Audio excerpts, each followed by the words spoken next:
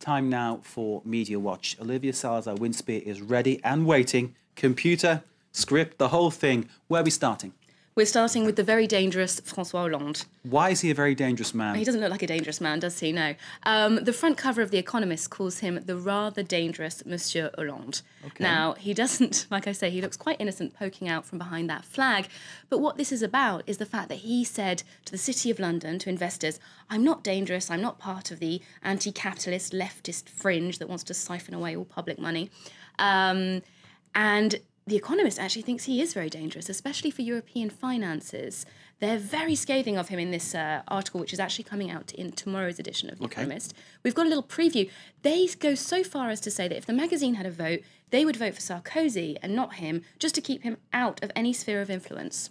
That's quite a swinging indictment from what is, after all, quite a... Well, it's an influential magazine, is it not? Very, very, very. I mean, they've really not pulled any punches when they say that this man is a danger for European finance. So that's where The Economist stands on the French election. The Economist, François Hollande, nul point. Exactly. What's next? Where are we going next?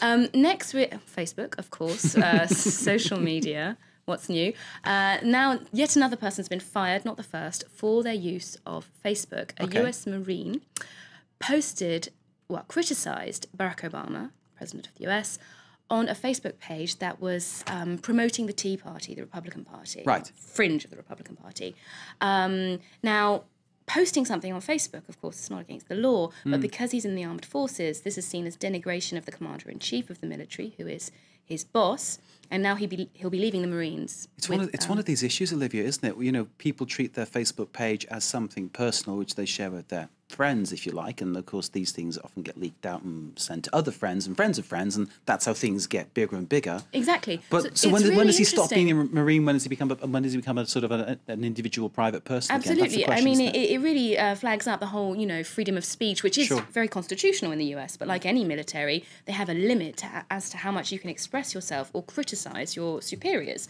So, like, he wasn't offensive, was he, in what he said? It actually was borderline offensive. Okay. First, the post he made, he said that, Barack Obama can go to hell, I'm not going to follow his orders. That's not very nice, is it? And then I think he posted a few kind of denigratory photos. But what's interesting is that his Facebook page, which I found very easily, there he is, he's not done too badly out of it. Because of the scandals surrounding it, he's now got himself a radio show on a conservative radio, a talk show. Okay. So he's going to be giving his opinion, Republican opinions, of course, in the media. So you wonder if it was a calculated scandal. Well, it's paid off, but now he's going to put his mouth where his mouth is, as it were, so to speak, and see whether it actually works. Interesting stuff. Once again, Facebook causing great controversy around the world. Where next? Okay, next we've got a time-lapse video of... Okay, so it's how you go from 0 to 12 years old in a child's life in under 3 minutes. Dutch photographer. What is this? This is something made by a parent? Yes, made by a parent. Well, he's actually a filmmaker and a photographer, but he decided to document his daughter's life every Saturday for a week, every week for all of her life. She's 12 now. And you've got this beautiful montage with music and with her talking and interacting with her dad to show how she developed from a baby to a young child. Yeah. And now this went viral immediately. It was picked up by loads of blogs. Somehow it just touched a nerve with people. 2 million people watched it in 1 week.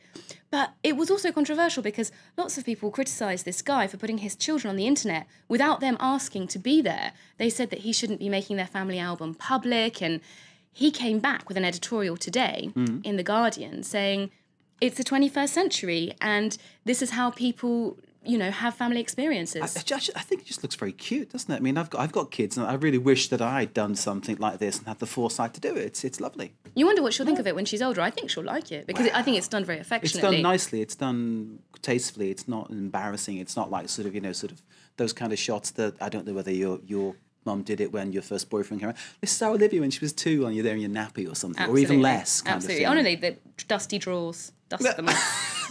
Dust off the really bad ones. That was, for me, it was tastefully done. I agree with you. It's nice, isn't it? So, but people have been angry about it because he's living his life. Well, because they say that he eye. hasn't consulted his children. I mean, they're not adults and they can't sign away to it. Okay, Olivia, we'll leave it there and take one more appreciation of this young lady's life as captured by her dad and shared with everybody online. We think it's okay. That concludes Media Watch. Olivia, thank you very much. Stay with us here on France 24.